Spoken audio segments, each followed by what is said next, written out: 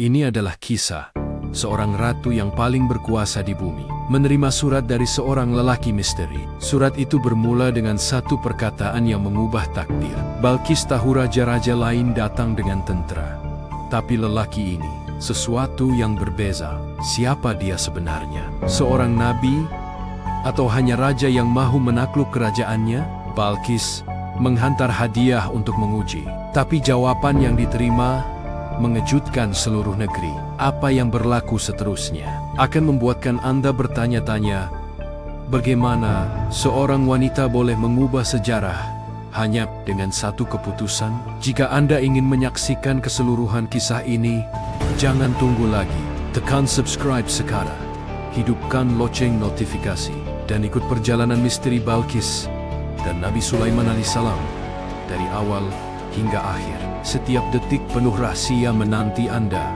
Jika kamu sudah bersedia, mari kita mulai. Assalamualaikum warahmatullahi wabarakatuh. Pada suatu masa dahulu, Allah mengurniakan kepada Nabi Sulaiman sebuah kerajaan yang luar biasa, di mana baginda memerintah manusia, jin, dan burung, serta memahami bahasa setiap makhluk.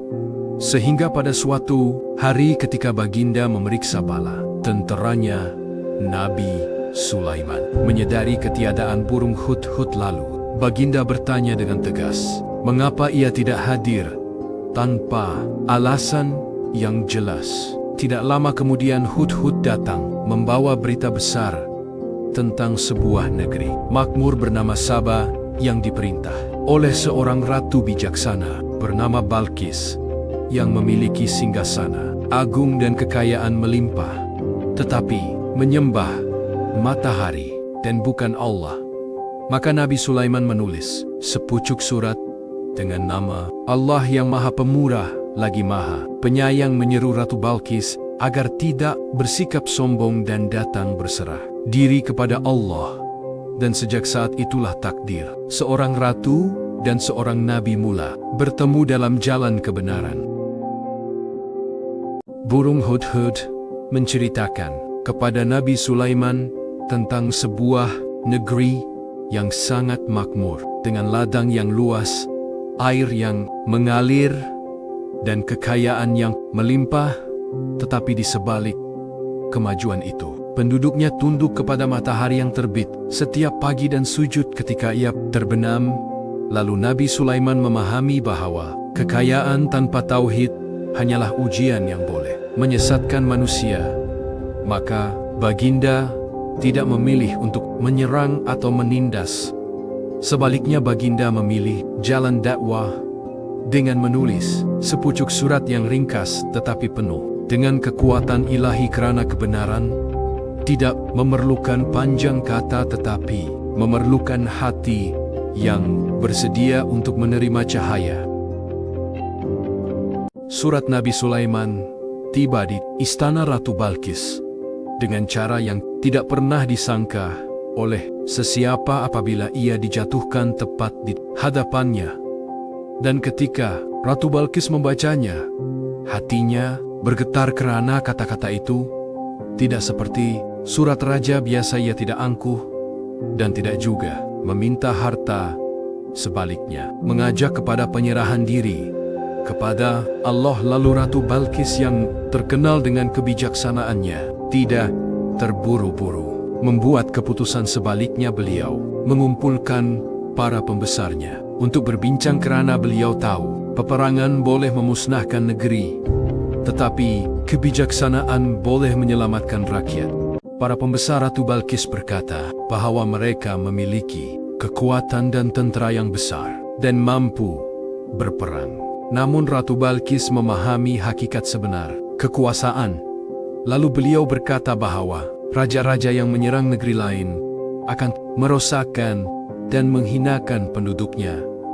Maka beliau memilih untuk menguji Nabi Sulaiman dengan cara yang lebih halus, yaitu menghantar hadiah yang sangat besar untuk melihat sama ada Sulaiman, seorang raja dunia yang cintakan harta, atau seorang nabi yang berdiri di atas kebenaran. Apabila hadiah Ratu Balkis sampai Nabi Sulaiman tidak terpesona dengan emas atau permata kerana Baginda tahu semua itu hanyalah sementara. Lalu Baginda berkata bahwa apa yang Allah berikan kepadanya jauh lebih baik daripada harta dunia, dan Baginda memulangkan hadiah tersebut sebagai tanda bahwa dakwah tidak boleh dibeli dan kebenaran tidak boleh ditukar dengan kekayaan.